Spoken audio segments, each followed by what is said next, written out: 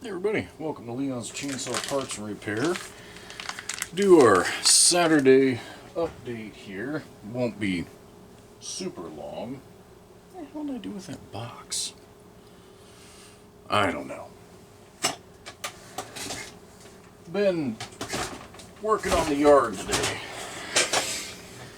Right here, this is the last weekend of February, so the remaining fruit trees that hadn't been pruned, rose bushes, all that other stuff, have gotten a haircut. There's not a whole lot left I need to prune. Chipping up and or hauling the mess to the dump, still got that to do. Green recycle can is full, and it won't hold anything else. So, like I say, I won't have a huge amount of chainsaw stuff accomplished this weekend. I wanted to go over a few things that have come up during the week that maybe I've been planning to go over before and just kind of highlighted it a little bit.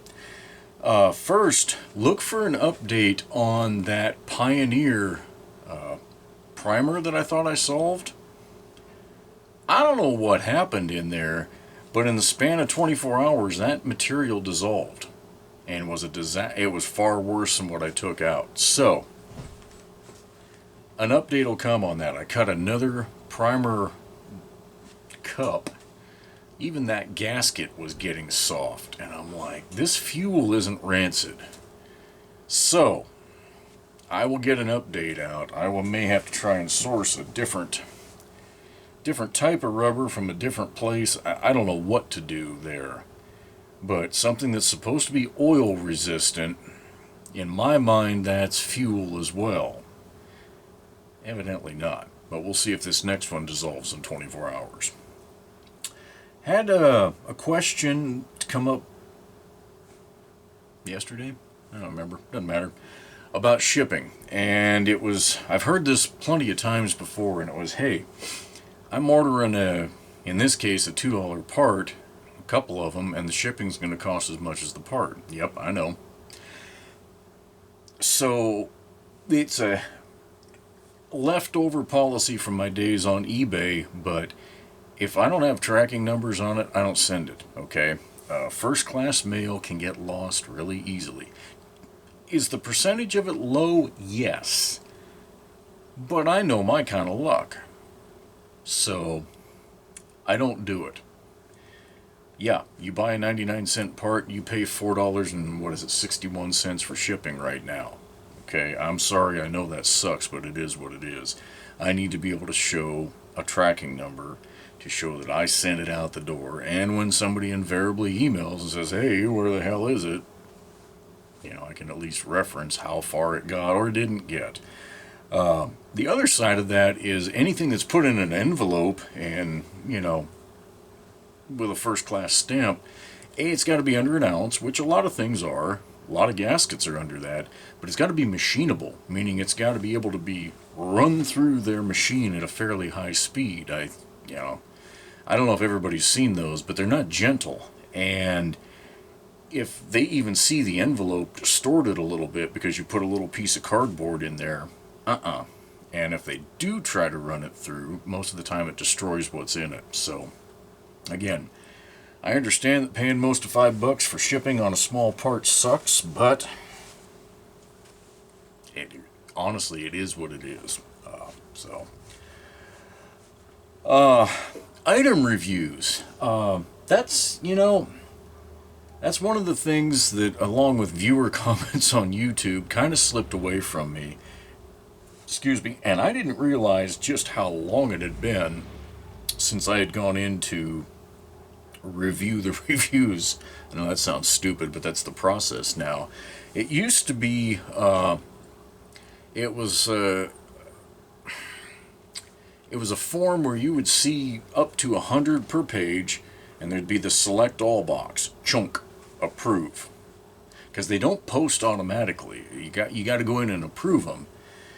And when it came down to the fact that I had to click into each one, okay, approve, done, next, I have 3,800,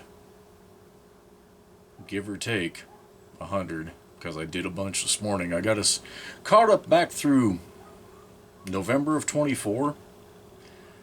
My God.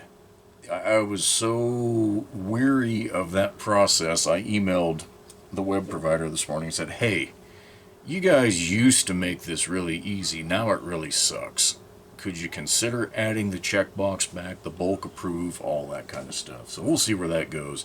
But in there, it was kind of funny. I came across a few things, and I'm baffled. I've always thought that I had plenty of notifications and statements in the various automated emails of, if it doesn't fit, get a hold of me. If it's broke, if something goes wrong, email me. And it still amazes me that there are people who will leave a 1-star review and it didn't fit, and then they never try to contact me. I'll work with you.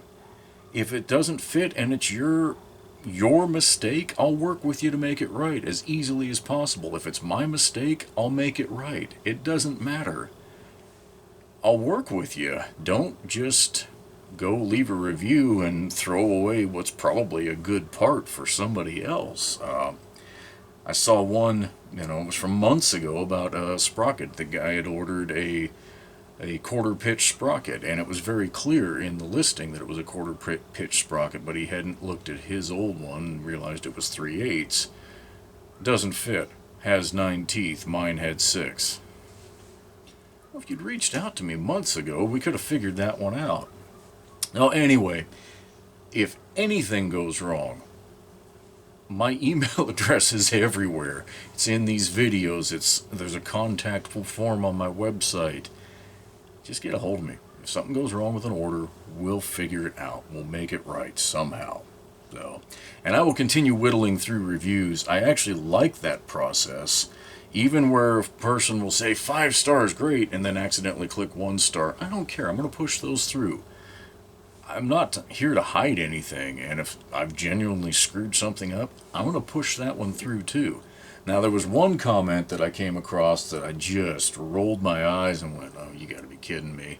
It was pretty funny. It was an IPL, and when I sell a paper IPL that I have scanned on the website, you know what price goes on it?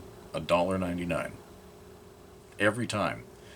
Because if I've got it on the website and you can download it for free, all this is somebody who wants the paper copy to put in their collection or something. And there's no reason.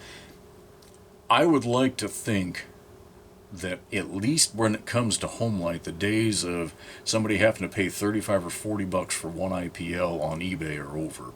There's still some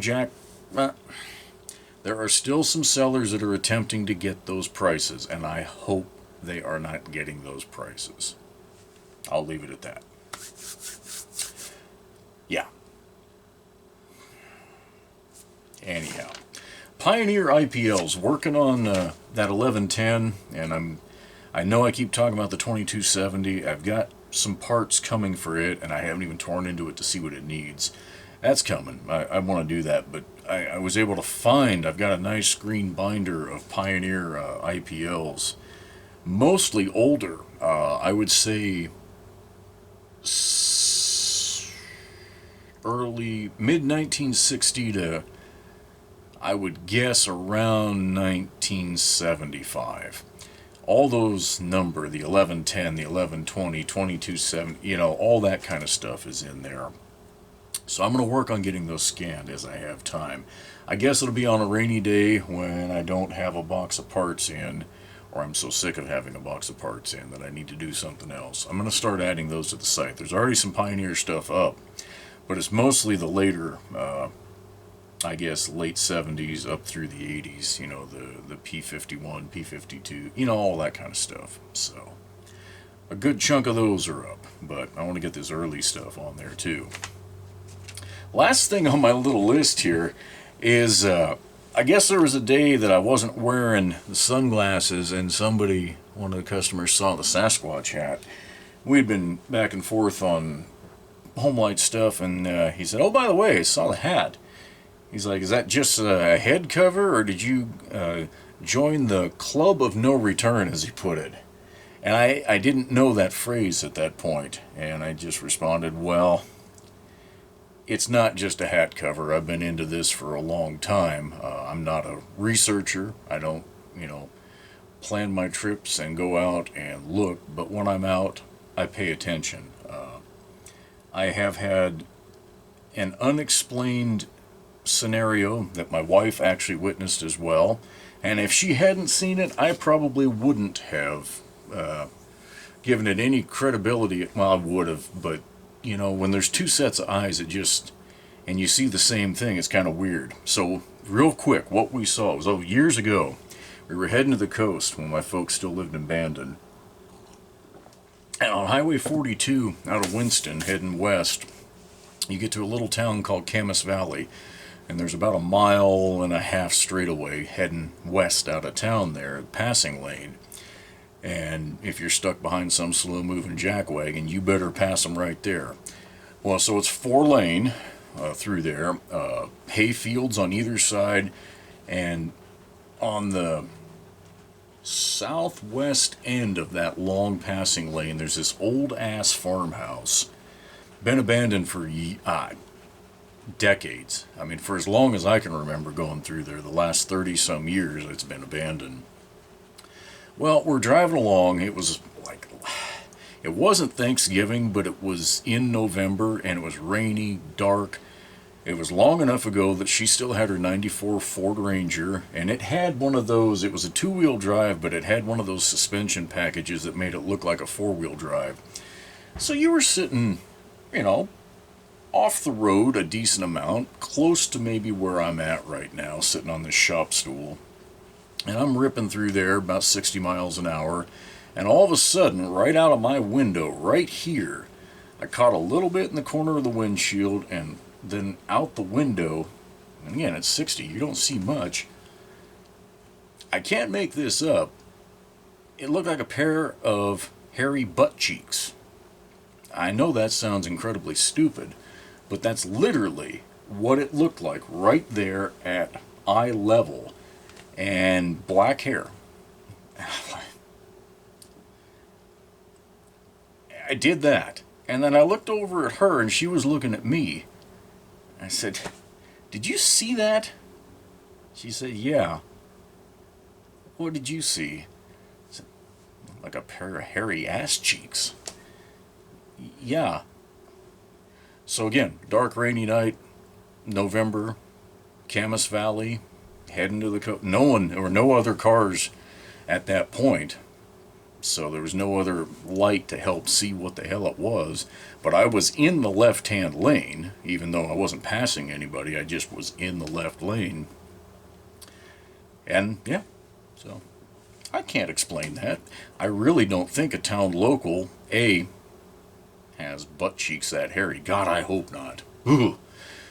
And B, got drunk enough to stand in the middle of the road with no pants on that night. I mean, it's strange.